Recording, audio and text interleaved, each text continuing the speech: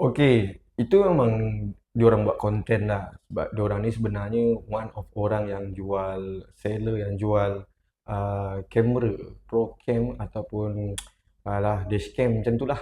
Okey, so nampak macam menarik kan? Tak nampak macam konten kan? Apa you cakap?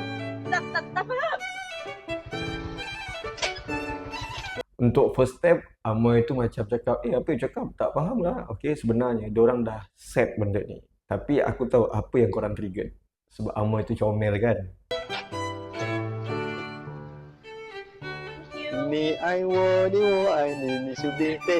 Yang part tu pula, kalau kau perasan, Amoy tu gelak. Dia bukan gelak buat saja-saja gelak. Dia memang gelak daripada hati dia dan dia terhibur dengan Mamat ni.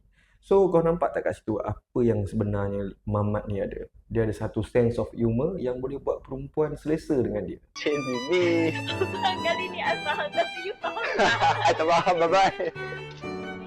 Okey, kesimpulannya, kalau kita nak ngorak perempuan, tak kira perempuan Melayu ke, perempuan India ke, perempuan Cina ke, seorang lelaki tu mesti kena ada confidence level yang tinggi.